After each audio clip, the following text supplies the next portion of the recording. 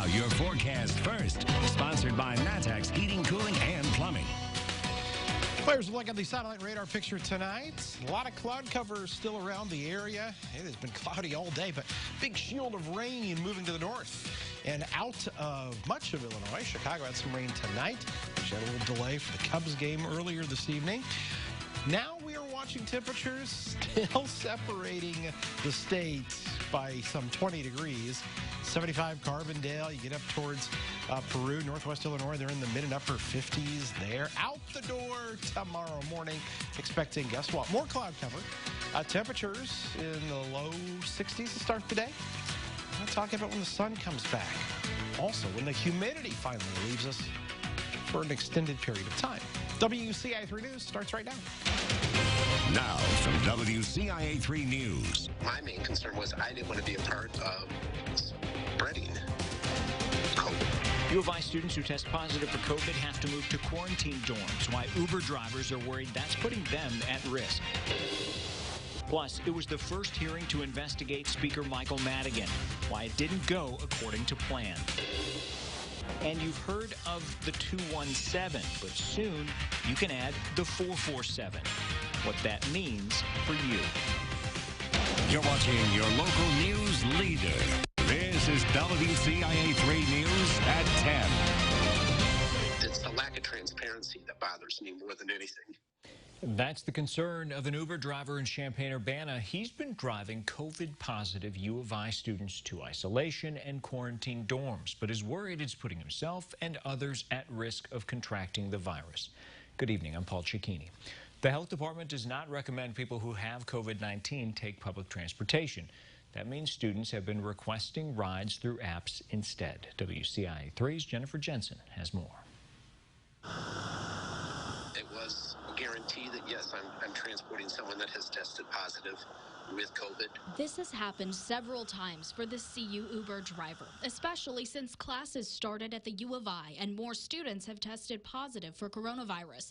Even though he and his passengers wear masks and he sanitizes the car, the thought of being so close to someone with COVID-19 is disconcerting. I didn't want to be exposed unnecessarily, and I also knew that other people were going to get into my vehicle, and I worried about those individuals possibly contracting COVID from the previous passenger. The Champaign-Urbana Public Health District says there are precautions that are required when taking these trips. The driver and the passenger should be wearing masks at all times.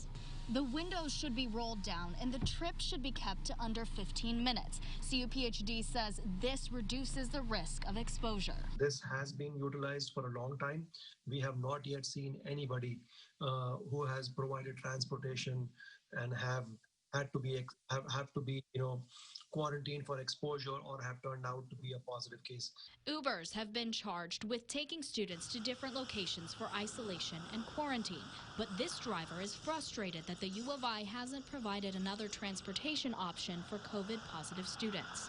I would really appreciate it if the university would arrange for university transport using university vehicles. He believes Uber drivers should be given the chance to opt out of accepting these rides. Some of the drivers will say, I would rather not have that individual in my vehicle and deny the, turn the ride down and let someone else pick them up. Reporting, I'm Jennifer Jensen, WCIA 3, your local news leader. We asked the university whether it considered using other transportation methods for students who have coronavirus. We are still waiting for a reply. Now, speaking of the U of I, the number of COVID-19 cases on campus are trending slightly downward after the holiday weekend. Now, before Labor Day, the nation's top infectious disease expert warned Illinois was at risk for a spike in cases. Health officials urged families and students to be vigilant. The results at UIUC, fewer new cases compared to the week prior. Last Monday, there were 230 infections. On Labor Day, 69. So far, the numbers have been in the double digits all week. On Tuesday, the day with the most recently available data, there were 81 cases. Statewide, there are about 2,000 new cases. That brings the total number of infections in the state to more than 255,000 since the pandemic began. Public Health reports 28 more deaths. More than 8,200 people have died from the disease. More job opportunities are on the way for people people who lost their jobs during the pandemic. A couple new federal grants will create 1,300 jobs related to pandemic recovery. That could mean openings for custodians, food distributors, or contact tracers, among others. Governor Pritzker says the $16 million in federal grants will improve state job numbers. This federal funding, made possible by the Department of Labor's Employment Recovery and Disaster Recovery grant programs, will help us address a goal for reinvigorating our economy. Now, this money will go to employment centers across the state. From there, those centers are hoping to start training people for the positions this fall. State House held the first hearing to investigate and potentially discipline or expel the powerful House Speaker today, but they hit a brick wall early on. Democrats paused the proceedings and deferred to federal prosecutors out of concern their public hearings might interrupt or interfere with the ongoing criminal investigation. Republicans said their investigation into conduct unbecoming of a public official is different than a federal investigation into criminal conduct. Speaker Madigan is not yet facing criminal charges. Here's a follow-up now. A man accused of murder is still on the run. State police are searching for 19-year-old Rick Meter. He's wanted for the shooting death of 19-year-old Kyle Johnson in Olney Sunday. Meter is to be considered armed and dangerous. State police arrested 33-year-old Tara Hawes yesterday in connection to that shooting. She is facing a charge of first-degree murder by accountability. One community is mourning the loss of a student. Williamsville Sherman superintendent sent a message to families tonight. He says a sophomore has died. Counseling will be available to students. Those details are at WCIA.com. Crews are investigating a fire in Paris as suspicious. It happened on Springfield and Grandview yesterday in the morning. The building was abandoned but used to be a bait shop. Investigators say it didn't have any electrical or gas services connected. They are now asking anyone who may have seen anything to give them a call. What should the police department look like in the future in Champaign? City leaders are asking for your ideas. They'll be hosting what are being called community listening sessions. There will be 5. You can share visions for the future of public safety. Chief Cobb will be there. The information gathered will be shared with City Council.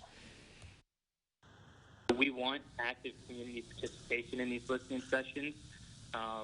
We hope there's a lot of participation.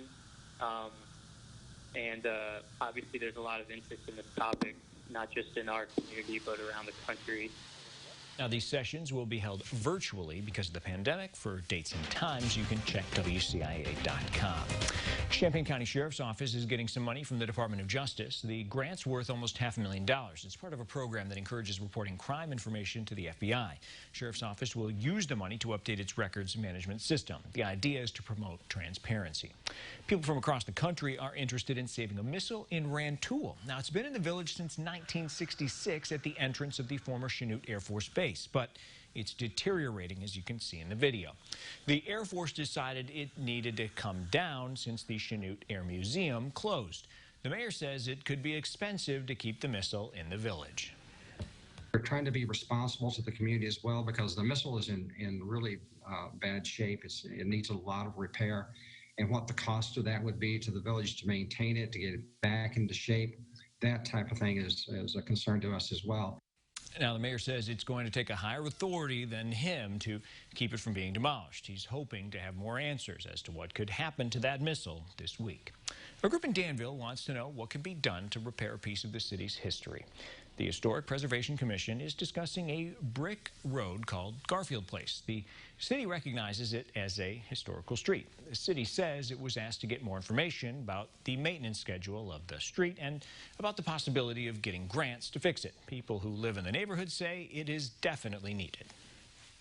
You see grooves in the street. Even when you go down the street, you're like on a roller coaster going up and down the street, and especially down on the other end down there. The city is not trying to get a grant to fix the street and says all of the streets in the city are on a regular maintenance schedule.